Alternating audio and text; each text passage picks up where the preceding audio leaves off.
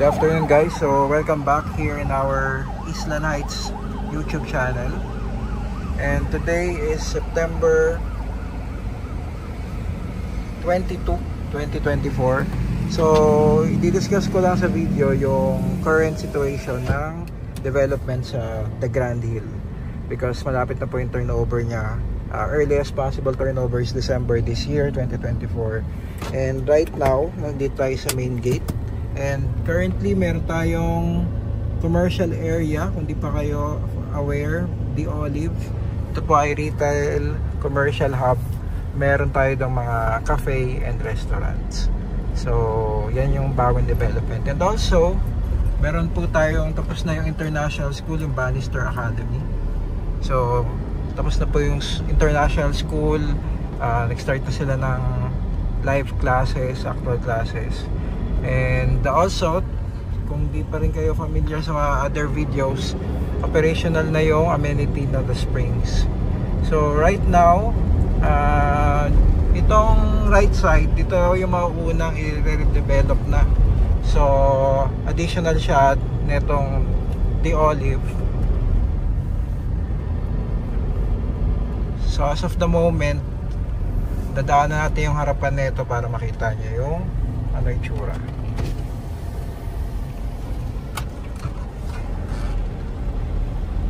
Alright, so meron pa tayong bakanting stalls. Actually may mga 1, 2 or 3 stalls pa na available. So yung isa, meron dyang roast beef restaurant ni Resties. Tapos meron tayo ditong Perrin Cafe Bar. Ayan, so may parking area yan na maluwag dun sa kabilang side, although hindi na tayo pupunta dun, pero ito may daanan papunta dun guys.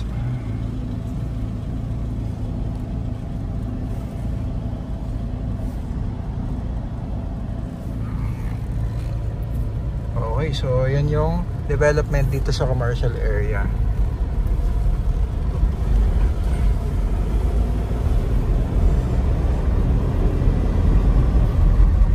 And again, yung bakanting lupa sa, from Macdo to right side papunta dun sa The Olive, i-develop na yun na next portion. So expansion siya ng commercial establishment. If interested kayong magnegosyo, if you are a lot owner already here, tapos gusto nyong mag-business ng restaurant or food business, let me know para maka-inquire kayo kung magkano ang rent doon sa The Olive, since meron pa tayong at least 3 spaces na available. So mapansin nyo, may mga bagong bahay na bagong gawa at ginagawa pa lang. So we're now at phase 1.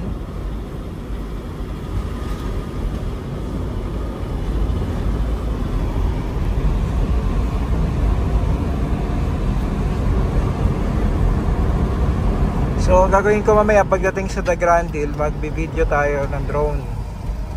So para makita natin yung ongoing road development ng area. And ito yung papuntang gate 2. So yung second entrance and exit ng village. So nakita nyo marami tayong advertisement banners ng The Springs kasi operational na siya. So we're entering again phase 1 area.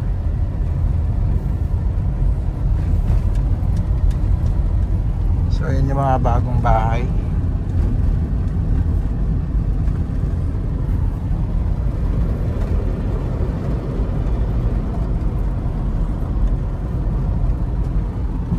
Ito ay mga ongoing repainting, redecoration ng ibang bahay. Ayan, may banner ulit ng The Springs. Ito ay ginagawang bahay sa right. Yung mga bagong bahay sa left.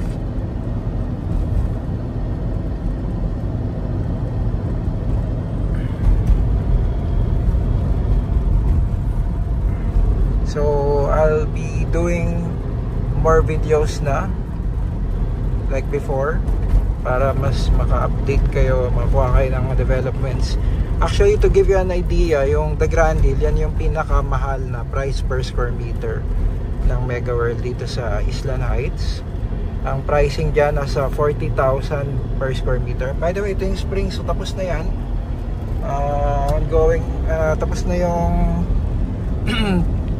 spring, so pwede nyo na magamit yun guys. Insert na lang ako ng mga clips about the springs para makita nyo ano na itsura nya. So we're here at phase 1F sa left side. Yan yung dating model house. Sold na. Sa right, pag kumanan, yan yung phase 1 Delta paakyat. So right now nasa boundary na tayo ng phase 1 and phase 2.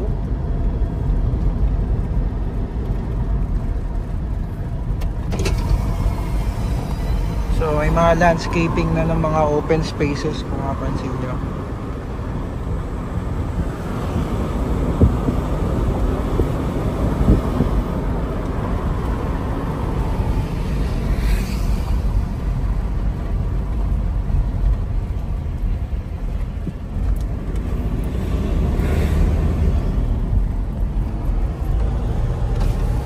Golf course, so medyo nakikita na dyan.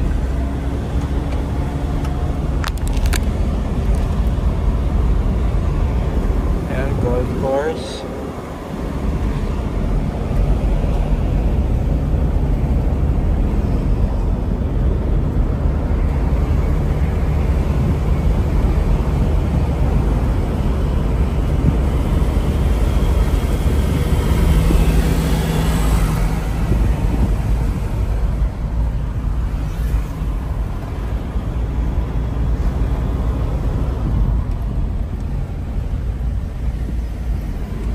Ito yung papuntang Fairway Grove.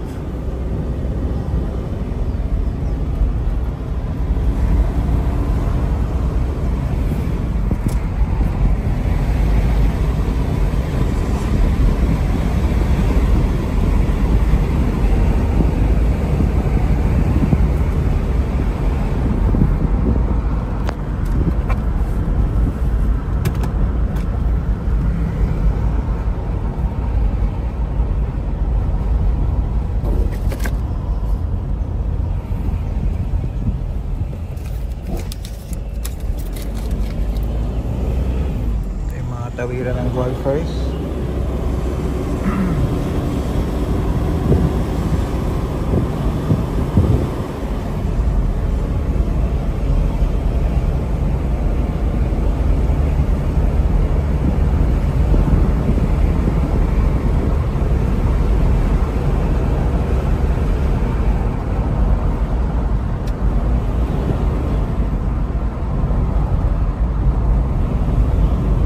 Right now, dito sa right side yung golf clubhouse. So today is a Sunday.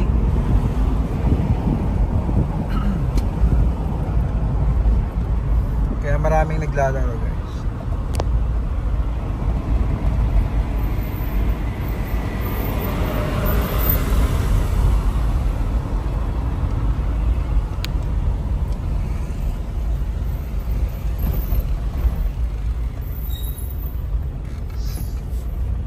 So we're turning left from the main road here sa Mahogany Street.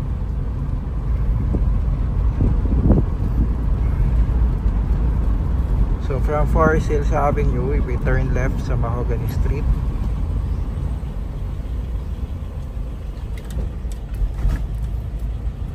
Dito maraming mga nagpa-practice ng golf. Ito na kasi yung driving range.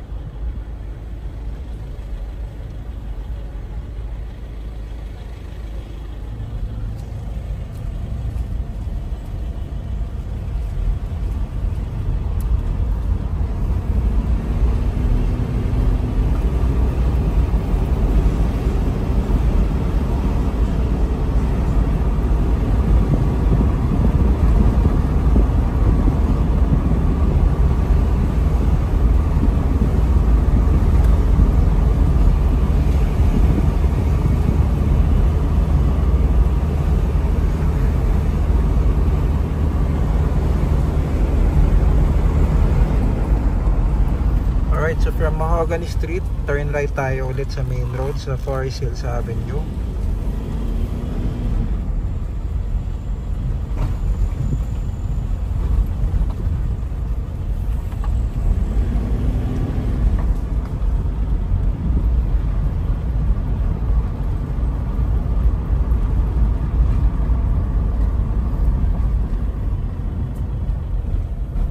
Alright guys, so yung The Grand Hill nandyan sa left side. Yan, yung taas na yan. Pakita ko lang saglit itong 600 square meter lot na may bagong gawang bahay. So fairway lot yan, kaya yung likod niyan golf course na. So gagawin ko yan example mamaya ng drone video. Gamitin natin siya example ng fairway lot house para may idea tayo guys.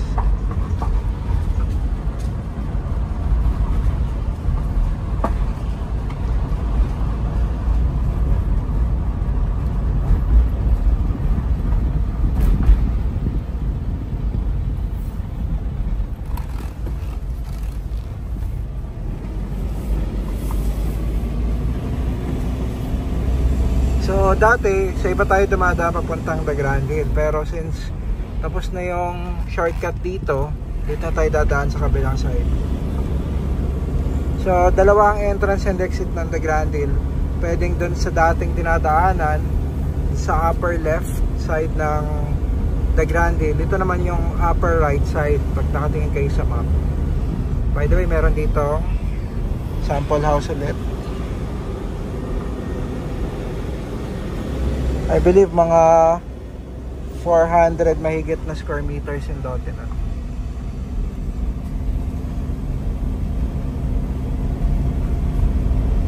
Okay guys, so nakarating na tayo sa The Grand Hill. Ito yun, left side. So we're entering the top right portion of The Grand Hill. Nakita nyo, napakalapad ng kalsada.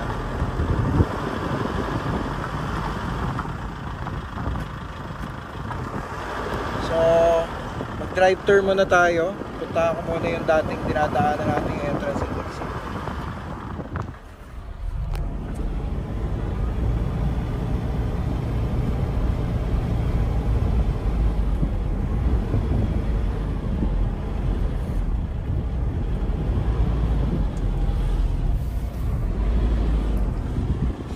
So, maganda to mamaya pag nag-drone tayo, makikita natin yung area.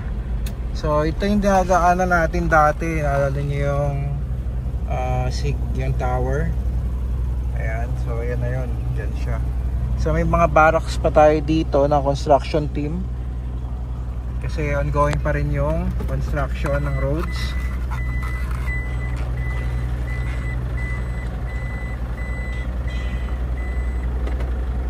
So magda-drive tour tayo. Tingnan natin kung hanggang saan na yung may kalsada.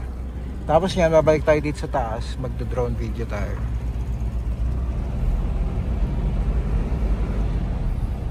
So in general, it took us around, kung hindi ako huminto-hinto, siguro mga 10 minutes drive from McDo. Mga ganun siya. Kung yung purpose ay talagang dire-diretso lang na drive dito.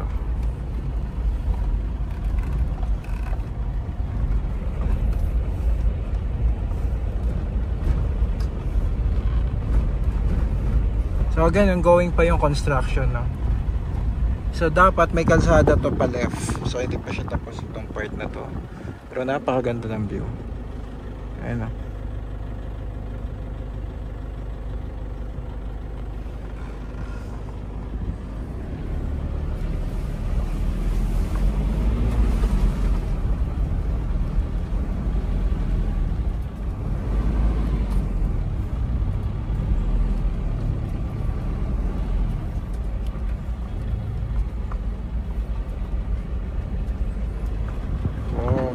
View.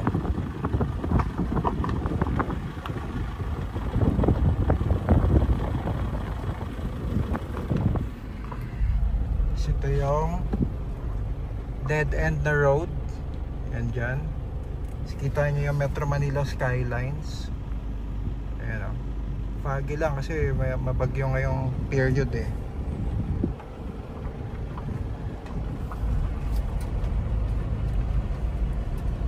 Ito naman yung isa pang area, magandang view.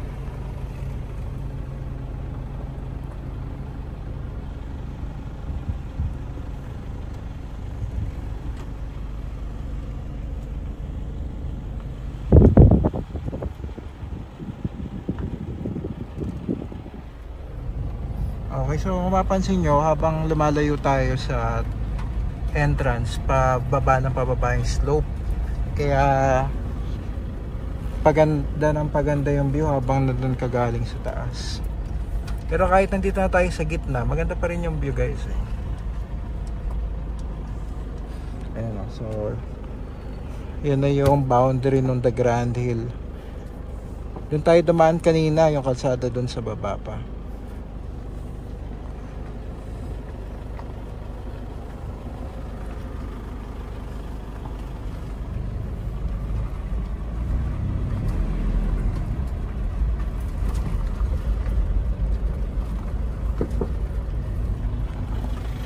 Check out the view, guys. Ayun ang view, ang ganda.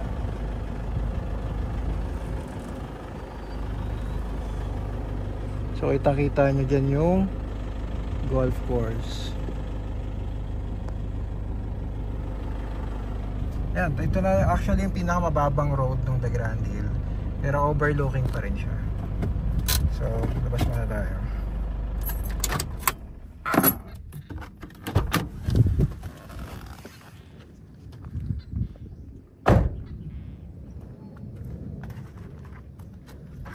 So again guys, ongoing pa yung construction. Yan, nakikita nyo, hindi pa siya tapos, pero almost finished na siya. Konti na lang. Tapos ito na yung lowest portion ng The Grand Hill, pero ang ganda pa rin ang overlooking view. So meron pa tayo actually 5 na na-reopen this period, September 2024.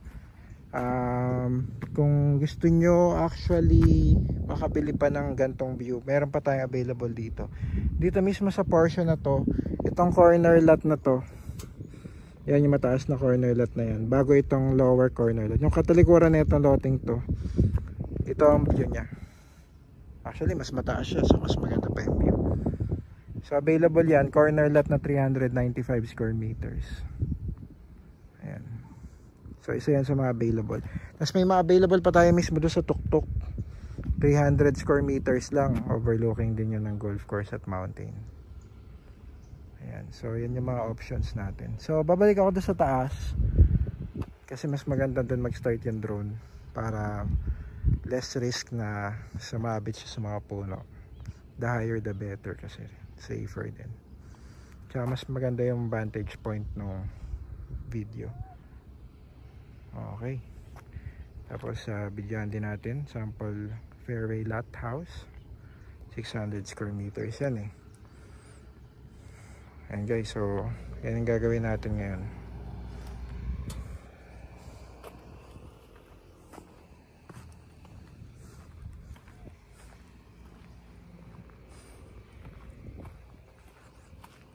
Pero bago na lang muna ako makyat, videoan ko na yung sinabi ko sa inyo na available. Actual video ng lot. So puntaan natin siya.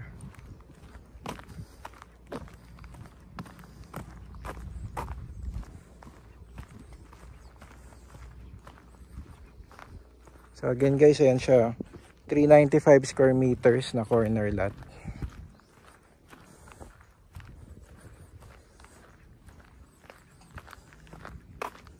Tapos pag naggawa kayong roof deck doon, ganyan yung view nyo, yung golf course.